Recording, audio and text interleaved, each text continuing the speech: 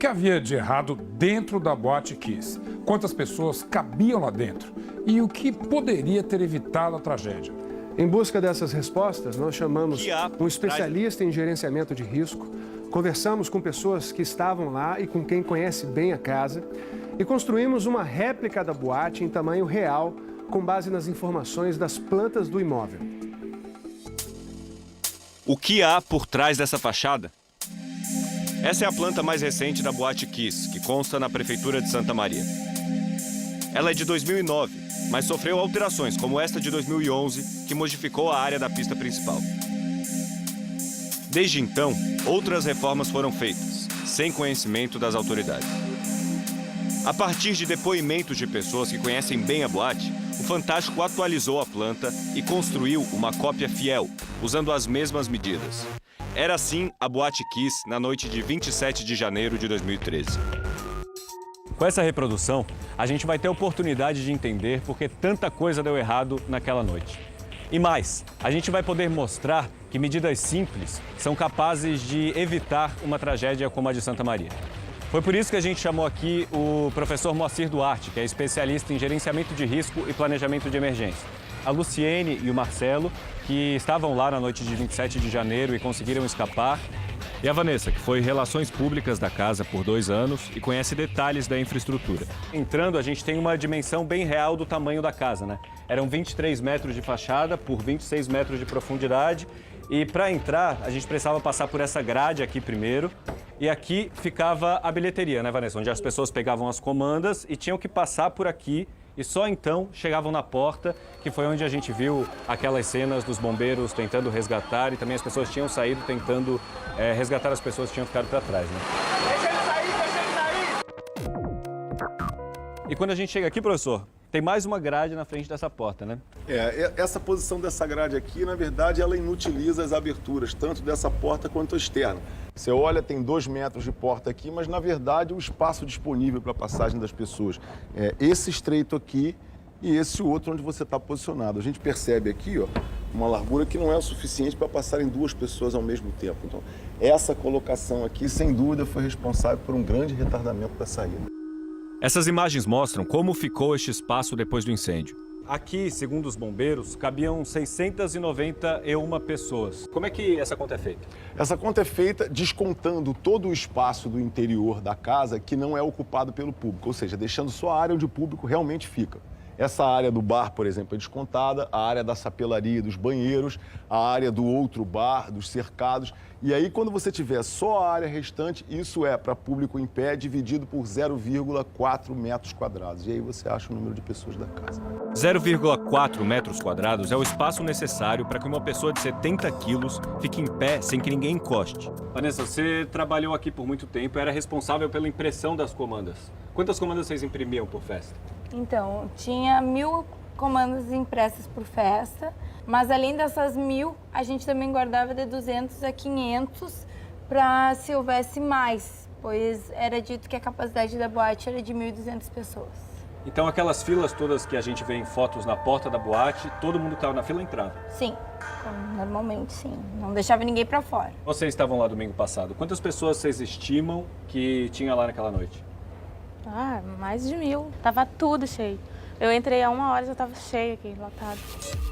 Simulamos a lotação com as 691 pessoas permitidas. A distribuição seria assim. Com 1000 pessoas, a boate estaria assim, praticamente sem espaços vazios. Para chegar no lugar onde o show estava acontecendo, a gente tem que passar primeiro por essas 2 grades aqui e depois por esse vão que tem aqui na parede. Só tem esse e aquele outro ali. E quando a gente chega aqui, a gente vê que aqui tem um degrau. Desde quando que essa área aqui era rebaixada, Vanessa? Então, essa reforma foi recente, antigamente que era um buraco. Houve uma elevação de madeira, até tinha 3 degraus aqui. E foi por causa da estética mesmo que foi feita essa reforma. E o dono da boate te falou quanto que ele gastou nessa reforma, né? Sim, ele falou que aqui essa reforma foi em torno de 60, 70 mil. Eram quase 3 daquela madrugada quando a banda Gurizada Fandangueira subiu ao palco. No depoimento à polícia, o vocalista da banda, Marcelo Santos, disse que entre seu braço e o teto havia uma distância de no mínimo 2 metros. Era isso? Isso é verdade? Não, se o vocalista tinha 1,80 m, ele com o braço levantado, deveria ter mais de 1 metro no máximo. Pelas informações que a gente tem até agora, é que o incêndio começou aqui. Todos os relatos mostram que o vocalista da banda pegou um artefato pirotécnico e assumiu essa posição, apontou o artefato. A partir desse ponto, ao início do incêndio, as pessoas relatam um pequeno foco. O que elas não percebiam é que esse incêndio se espalha na espuma por dentro do fogo. A área sobre o palco era revestida de espuma feita de material tóxico. Nessa hora, a Luciene estava de frente para o palco.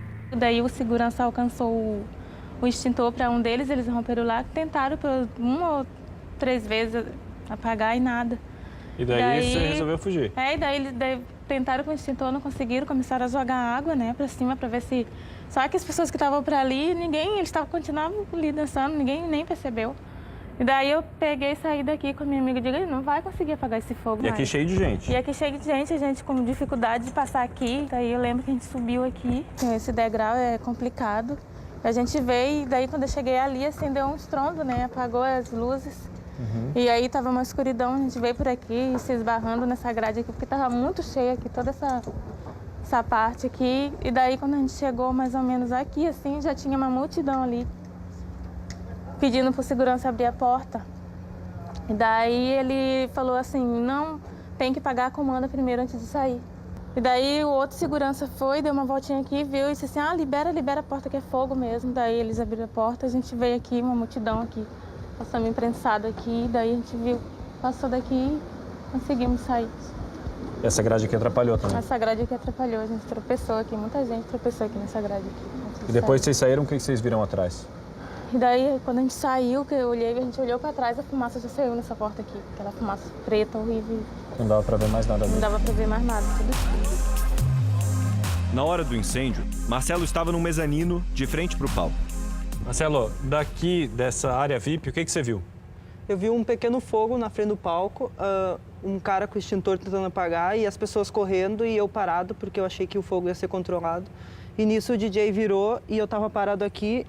E quando eu me virei de costa para sair, já veio fumaça assim, ó, tudo rápido. Daí quando eu entrei aqui, eu botei a mão no nariz e fiquei respirando pela boca aqui no buraco e fui indo empurrado pelas pessoas. Daí quando eu cheguei aqui na calçada, eu caí no chão, não sei se eu tropecei ou se a fumaça já estava muito forte. Isso, aqui já estava cheio de gente? Daí estava cheio de gente, ó. Gente deitada no chão? Quando eu virei a porta, já estava cheio de gente, ó. E as pessoas passavam por cima das pessoas que já estavam caídas? Passavam. Como passaram por cima de mim. Em Santa Maria, ouvimos Murilo. Ele também estava na boate, na área central, encostado na grade de uma das áreas VIP. Nem estava prestando muita atenção na banda, começou a música do Naldo lá, isso aqui, todo mundo aí. E aí o que aconteceu? O Cássio, um amigo meu, estava aqui na minha frente e falou, pegou fogo.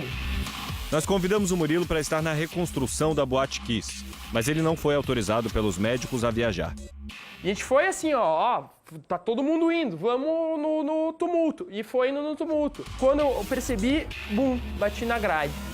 Fiquei preso naquele troço lá e começou a apertar bastante, sabe? E daí eu olhei pra trás e aí realmente eu me apavorei.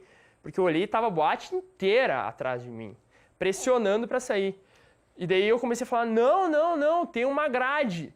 E a gente começou a empurrar pra trás com toda a força. E eu consegui deslocar alguma coisa e nisso eu coloquei uma perna por cima da grade e a outra já foi vindo, porque fizeram pressão de novo e eu caí já. Uns 50 segundos eu cheguei até a porta. Eu fiquei 1 minuto e meio preso na grade.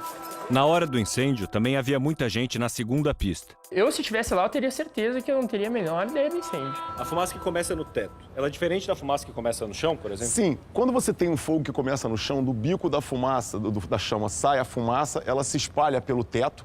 E aí dá como opção segura que as pessoas se deslocam rente ao assoalho. Inclusive, essa é a instrução nas aeronaves. Quando você tem um fogo que começa no teto, a fumaça vai fazendo um grande colchão quente até encontrar as paredes laterais, onde ela desce e acaba de envolver o ambiente. Isso elimina a conduta segura das pessoas de andarem rente ao chão. Para esse fogo não ter começado, tem soluções simples? Tem soluções simples. O artefato pirotécnico é de poucos segundos. Se houvesse uma cobertura na espuma com um compensado tratado ou outro material um pouco mais resistente, não teria sido suficiente aquela fonte térmica para iniciar o fogo e nada disso teria acontecido. Mas e qual é uma das soluções que a gente pode usar para escoar essa fumaça que ficou condensada aqui? Tudo se falou a respeito do início do incêndio e do cenário, menos na dispersão da fumaça, que foi o principal assassino nesse cenário, né? Então, a dispersão matou muitas pessoas. A solução é simples, é a abertura de janelas ou basculhantes bem próximos ao teto, para que quando a fumaça se expande rente ao teto, ela automaticamente encontra a sua saída para fora do ambiente e não faz esse movimento de descer pelas paredes e atingir as pessoas. Marcelo, de onde você estava, você viu que tinha um ar-condicionado soprando a fumaça depois do fogo, né? Sim. Como é que era esse ar-condicionado? Era um duto de ar que estava entre o palco e a pista, assim, ó, bem embaixo. E daí acho que foi o que empurrou toda a fumaça para frente da Kiss. Ele não teria sido desligado quando a luz caiu? Não necessariamente. Em geral, esses aparelhos têm uma carga maior e a boate tem vários disjuntores. Como o ar-condicionado estava no telhado, o sistema elétrico dele provavelmente não foi afetado. Ele deve ter sido uma das últimas coisas a ser desligado. E isso pode ser a explicação para a fumaça ter se espalhado tão rápido? Exatamente. E esse é um dos pontos em que as normas técnicas são realmente omissas. Não fala nada sobre a drenagem da fumaça. E eu acho que a partir desse evento, isso devia ser seriamente considerado como um dos elementos de orientação para as casas noturnas. Marcelo, num dia normal de funcionamento, só tinha uma saída na casa, né? Sim. Onde que era essa saída? Aqui à direita, encostando a parede. Era a única porta que tinha. Aqui a gente consegue ver o tamanho da porta de saída, só passa uma pessoa. Exatamente. Uma pessoa por vez. E aqui era o caixa, onde todo mundo tinha que pagar a comanda antes de sair da casa. E o que dizia a placa que tinha aqui, Marcelo? Cuidado do degrau, porque as pessoas sempre tropeçavam aí na porta na hora de sair. Entendi. Aqui mais uma porta, por onde só passa uma pessoa. Aqui duas grades, porque aqui se delimitava uma área de fumantes. Era um labirinto, né, professor? Essa saída é aceitável em termos de dia a dia, para pagar a conta. Mas como alternativa de fuga, ela é inviável completamente. Quando os seguranças perceberam a gravidade da situação, foi aí que eles abriram essas portas aqui, que tem 2 metros de largura. É pouco, né, professor?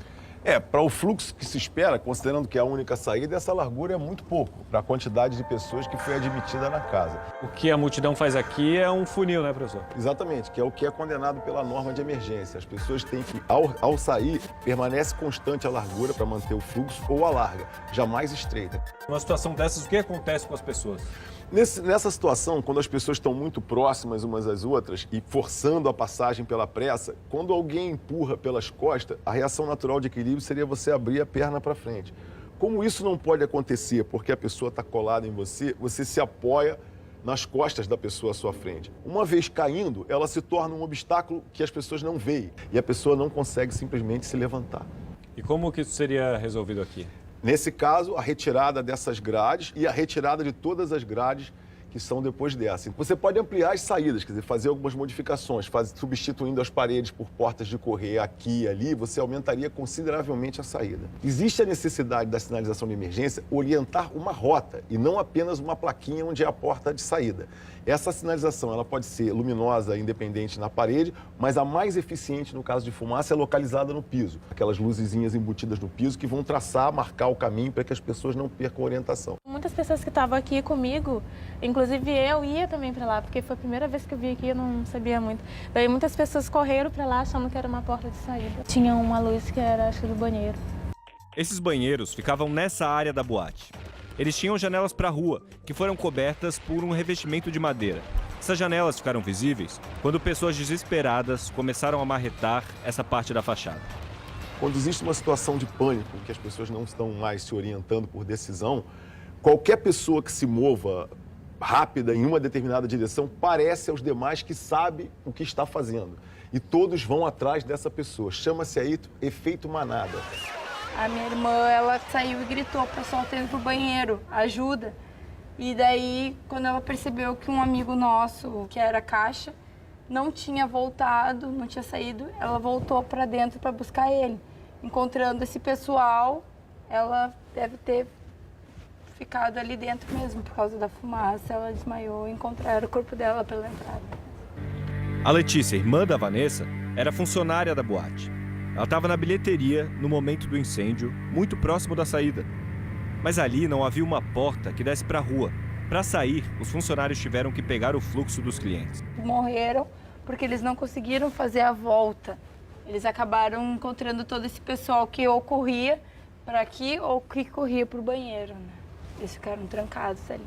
Pelo que disse a Vanessa dos montantes gastos para reformar a casa, ele poderia ter feito uma casa muito bonita, moderna e, ao mesmo tempo, segura. Eu chamo a atenção como emblemático, nesse caso, o fato de um segurança estar combatendo o incêndio no palco, enquanto o outro retinha as pessoas aqui. Um aparelho de rádio teria salvo muitas vidas. Até mesmo os que conheciam a boate não tinha como eles ver, era muita gente, uma em cima da outra. Se aquela grade não estivesse ali, eu não ia ficar 1 minuto e meio preso. Eu teria saído na mesma hora. Então teria 1 minuto e meio a mais de gente saindo atrás de mim.